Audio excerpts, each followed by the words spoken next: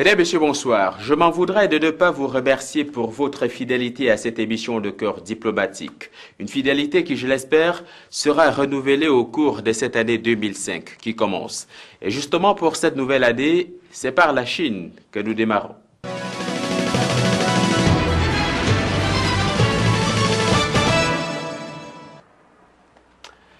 Quand la Chine s'éveillera, le monde tremblera. Nous n'en sommes pas encore là, mais en sommes-nous si éloignés que non, car chaque année qui passe renforce la position de la Chine dans le concert des nations. Immense par sa superficie, 9 600 km² pour 1,3 milliard d'habitants, la Chine de plus en plus inspire respect et considération. Sur le plan économique, bien sûr, mais aussi sur les plans politiques et culturels. Au plan strictement touristique, la Chine est un pays qui mérite bien d'être visité.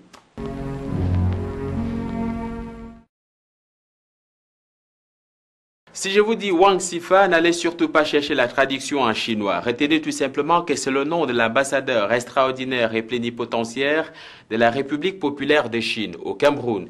Et pour avoir une idée de sa personne et de sa personnalité, je vous invite à suivre ce portrait. L'homme a en effet accepté de se soumettre aux exigences de notre caméra.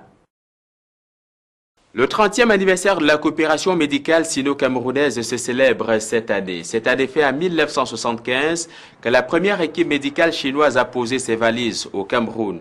Depuis lors, dans ce domaine comme dans bien d'autres, la Chine est à nos côtés avec des réalisations qui prouvent la sincérité de sa coopération avec le Cameroun. Nous avons filmé certaines de ces réalisations. Voici pour vous le reportage. Merci de nous avoir reçus, Excellence. Anna. Merci beaucoup. Merci beaucoup, Excellence.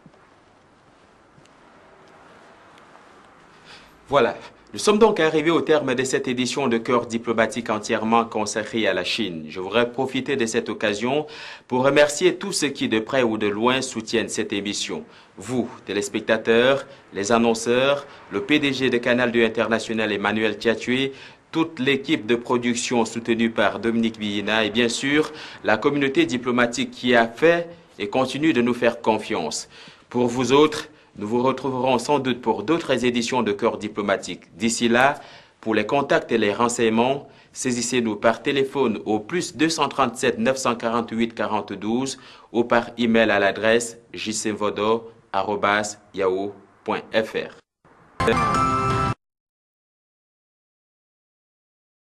Mesdames, Messieurs, bonsoir et merci pour votre fidélité renouvelée à l'émission Cœur diplomatique. Une émission de Cœur diplomatique que nous avons choisi cette semaine de consacrer à la presse.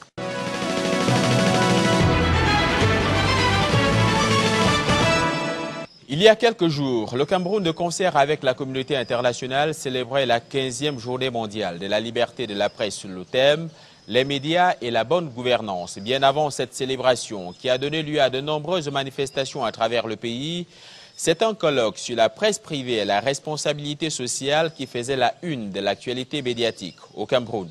Nous en parlerons tout au long de cette édition de Cœur diplomatique avec deux invités de marque. D'abord, le professeur Gervais Méndezé, ancien directeur général de la CRTV et puis ministre délégué à la communication.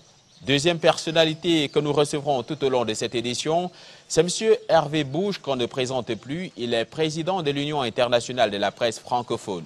Vous avez dit presse. Voici le reportage que nous avons réalisé sur celle du Cameroun.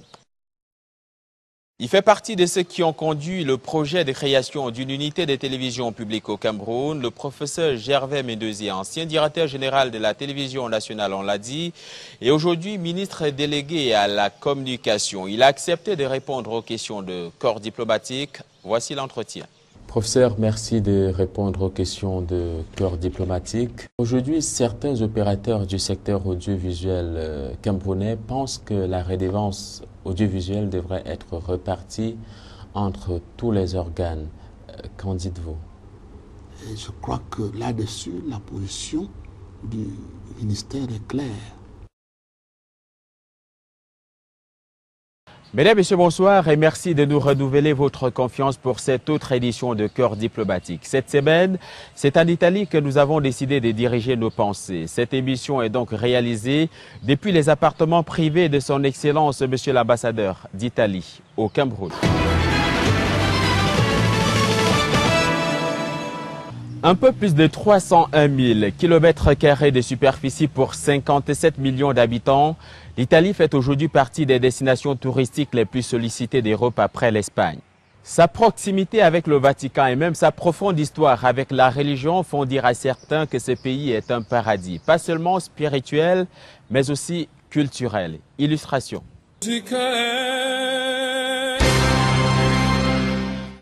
Excellence, bonsoir. Bonsoir. Merci de répondre aux questions de Cœur diplomatique. Vous êtes ambassadeur d'Italie au Cameroun. On parle beaucoup de votre pays. Est-ce que vous pouvez le présenter à ceux qui ne le connaissent vraiment pas? Merci beaucoup de me donner cette possibilité de contribuer à une meilleure connaissance de mon pays. Mesdames et messieurs, bonsoir. Cette semaine, c'est en Algérie que nous avons décidé de poser nos valises, ou plutôt nos pensées. Deuxième pays d'Afrique de par sa superficie, un peu plus de 2 381 000 km² pour 32 millions d'habitants. L'Algérie fait partie des pays d'Afrique du Nord. L'un des rares pays aussi à entretenir avec le Cameroun des relations de coopération privilégiées et sincères. Son économie, sa géographie, son tourisme et sa population sont aujourd'hui des atouts indéniables pour la réputation de ce pays que je vous invite à visiter.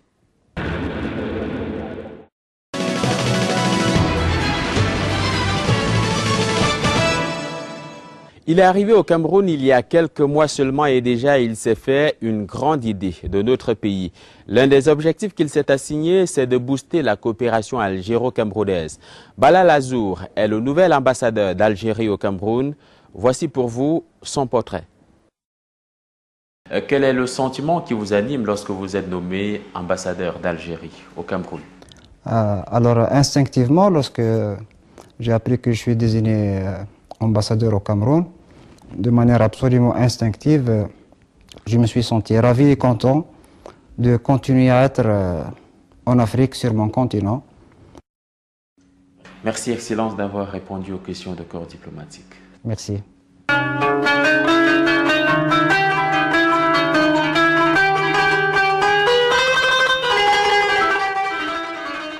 À présent, voici le quiz diplomatique de cette émission de Cœur diplomatique consacrée à l'Algérie. Première question, donnez-nous la date des signatures des accords d'Évian. Question subsidiaire, citez-nous 2 villes algériennes.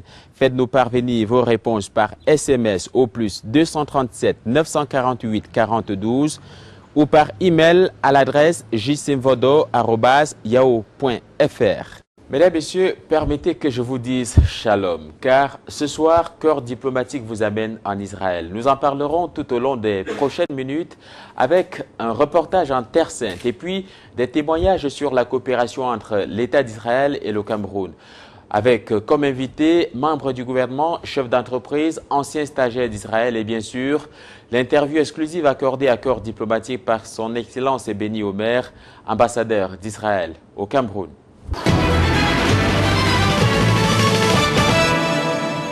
Et puisque vous êtes confortablement installés, je vous invite à faire avec nous un petit voyage en Terre Sainte.